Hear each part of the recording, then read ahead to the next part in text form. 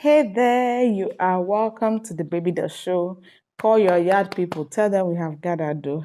If you can hear me loud and clear, say hello in the comment section. Tell me where you're joining from. If this is the first time we are meeting, my name is Chika Samuels, and why are we meeting for the first time? I am the fertility and lifestyle coach. You're welcome to our Tuesday show, the Baby Doll Show. Let me know where you're joining in from. If you can hear me loud and clear, you can see me. Click the wow button and let me know where you're joining from. Hashtag Aba, hashtag Johannesburg, hashtag New York. Let me know that you can hear me properly, okay? And I'll be in the comment section to engage with you.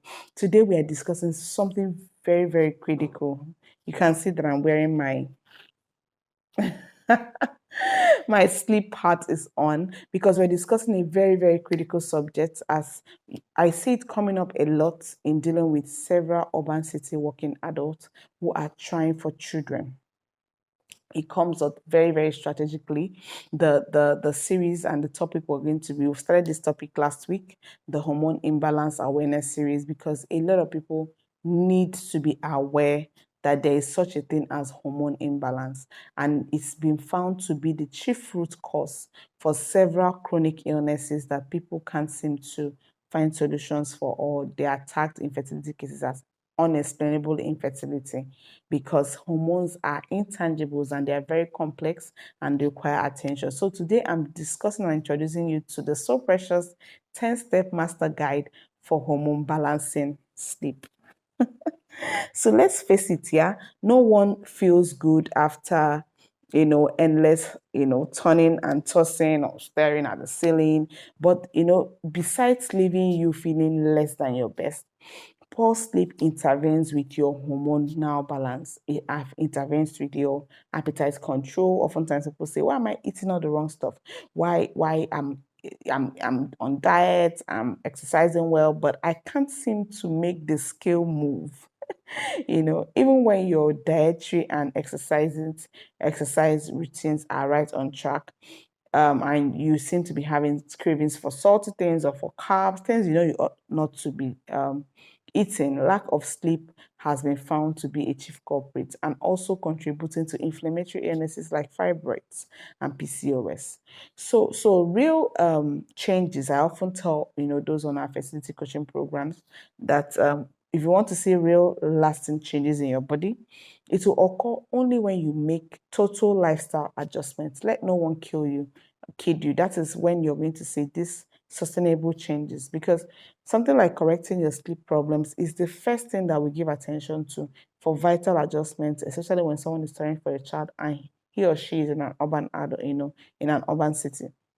So today I'm sharing with you my simple. They will seem so simple. You'll be like, is that all? Is there something else? Yes, because they're so simple and a lot of people stumble on them, and it can make or mar your sleep life.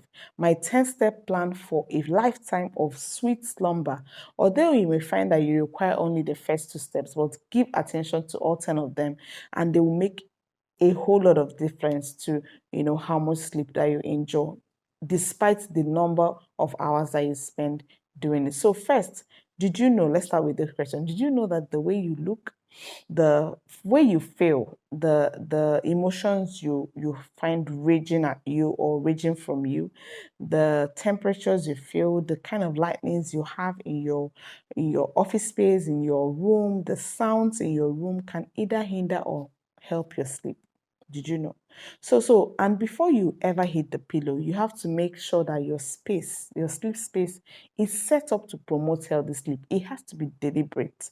So today I'm sharing with you my favorite 10 guidelines for hormone enhancing sleep, because there is such a thing as hormone enhancing sleep. Tip number one: make your room as dark as possible. That's why you saw me introduce you with my night shaders. Make it as dark as possible. When you hit the pillows, yeah, you should not be able to see your hand in front of your face. And that's why, look behind you. Our windows in our house have shutters like this to shut out the lights. Okay. So if you must use something like an alarm clock, I recommend that you turn it away from you.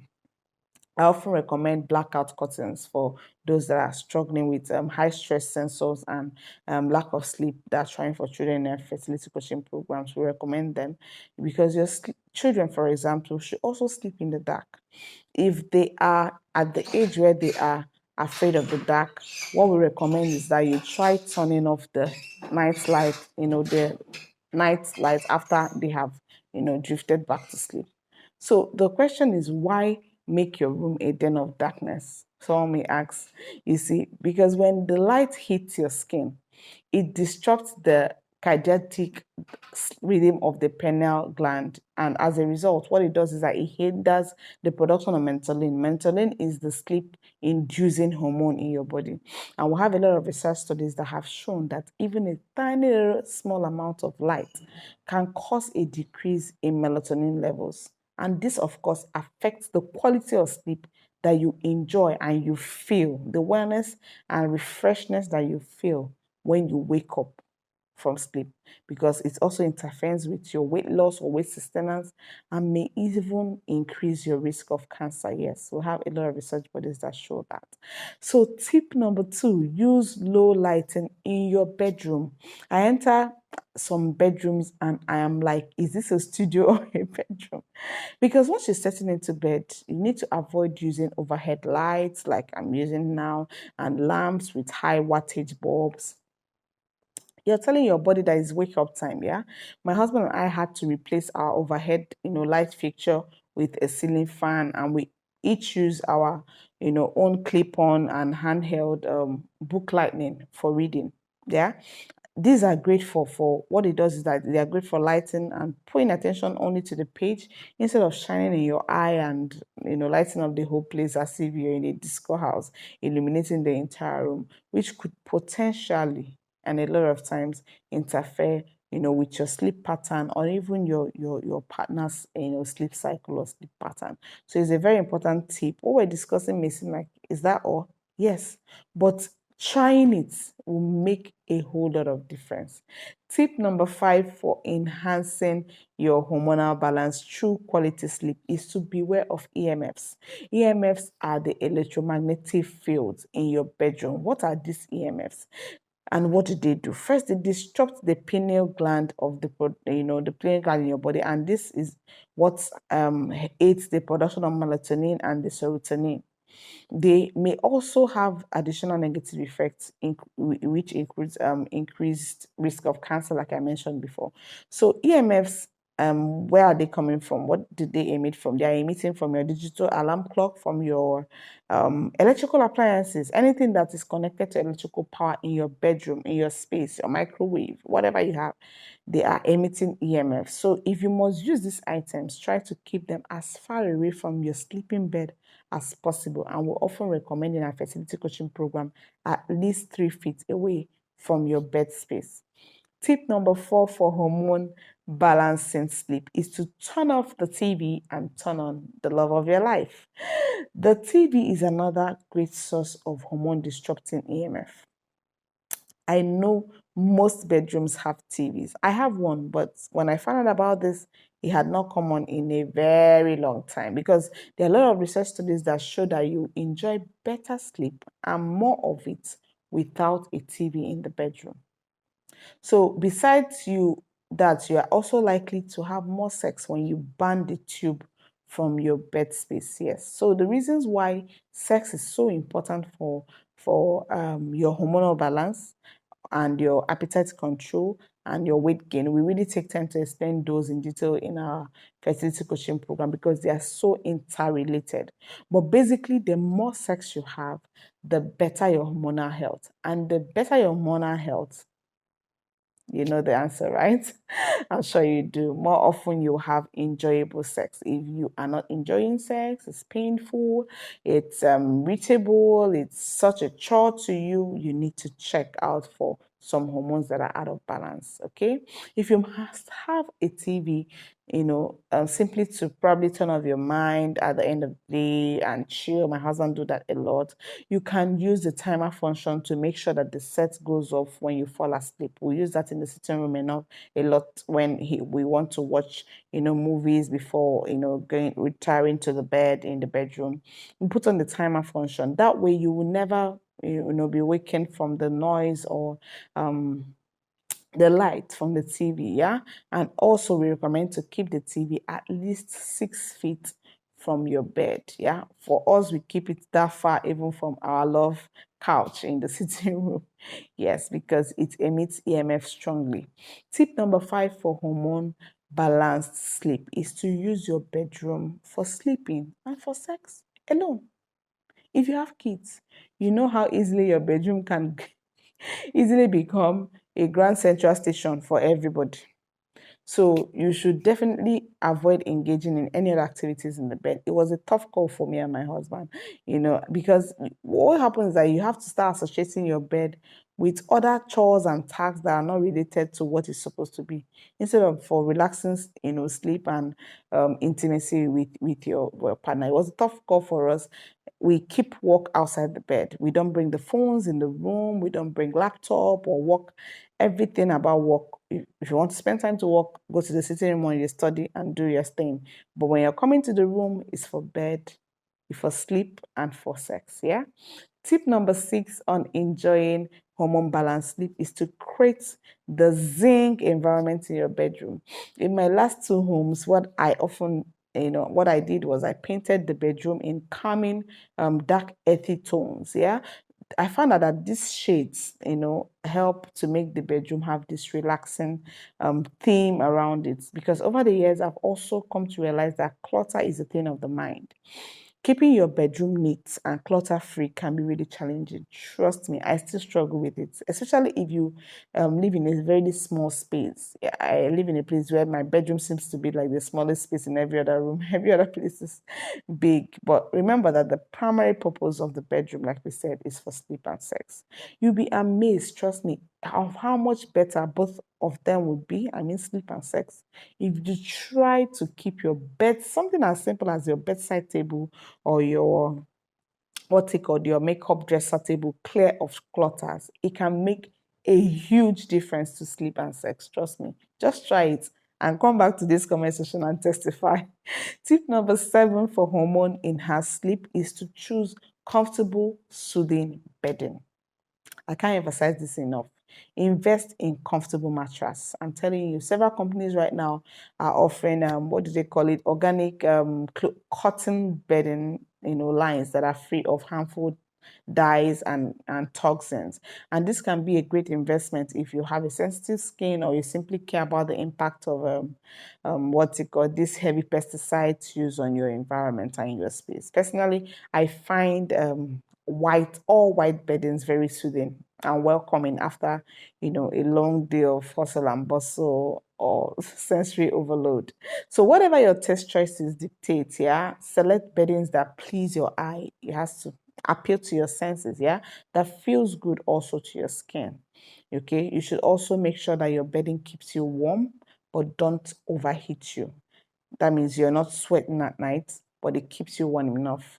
What we recommend for our clients on the coaching program, fertility coaching program outside Nigeria, is that in winter, you may wish to use light duvet, yeah, while as a thin blanket with a sheet may suffice for summer, okay? Small changes like this, I'm telling you, will make and create a calming, comfortable environment that your body will want to,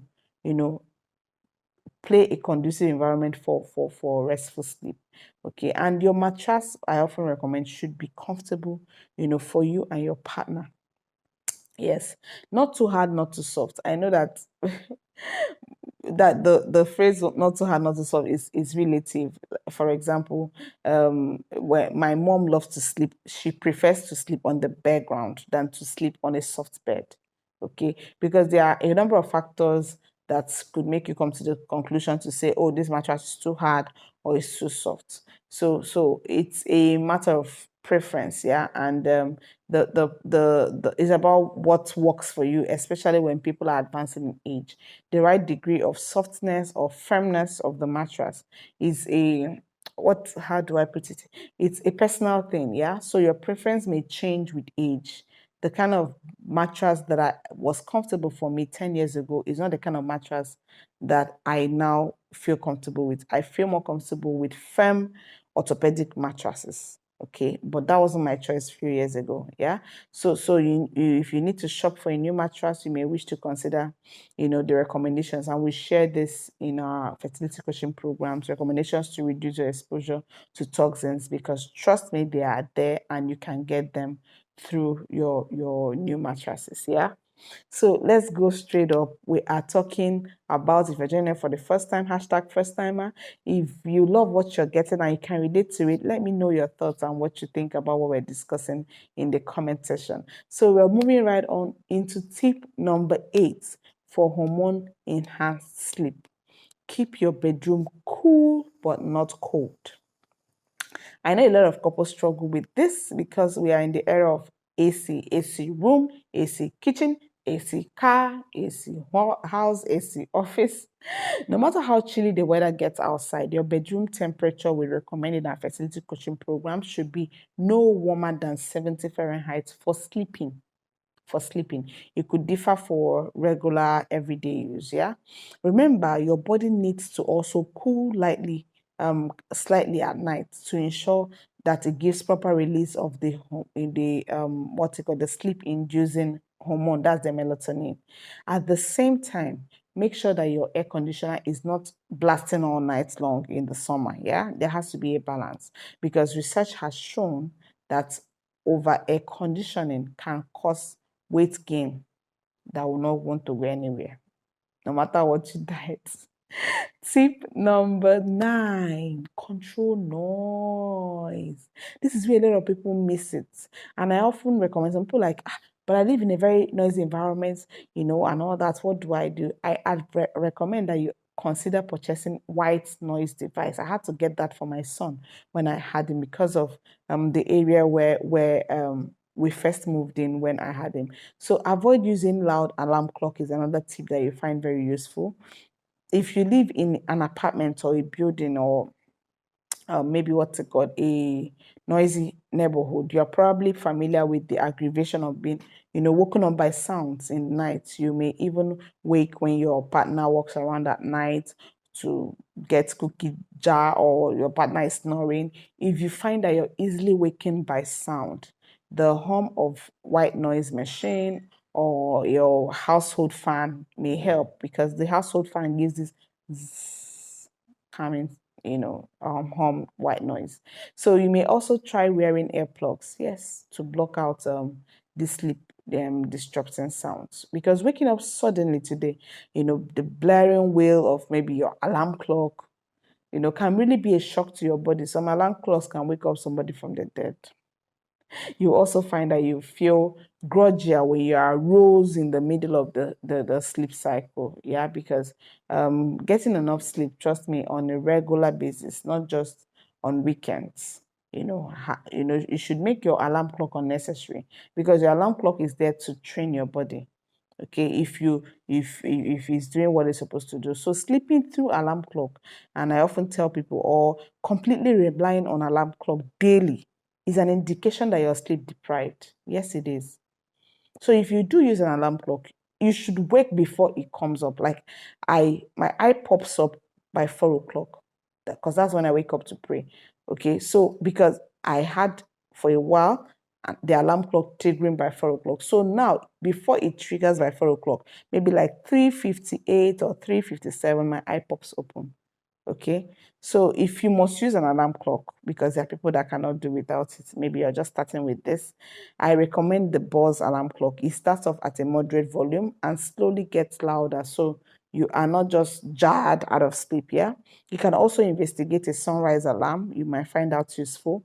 It's an alarm clock with a natural light bulb in it, so it stimulates like a sunrise. This method of waking up has, added value and bonus for improving your mood and increasing your general energy level throughout the day. If you're just joining us for the first time, hashtag first timer. If you're getting value from what we're discussing, I want to know what you have learned and what you're going to apply in the comment section. I'll be there to engage with you. Tip number 10, if you go to the bathroom during the night, keep the lights off. Yes, I heard a lot of people say, "Oh, I went to pee, and when I came back, I couldn't sleep back again." So, for even our couples that have to keep their record to track their ovulation using their BPT, that's their basal temperature checks, we recommend that they put battery-operated torchlights by their bedside to record their BPT and to go and pee when they want to go, want to go and pee, because even brief exposure to light can shut down the melatonin production that is crucial for good sleep. And that is why when you come back to bed, you're tossing and tossing till 4 o'clock, you can't sleep again.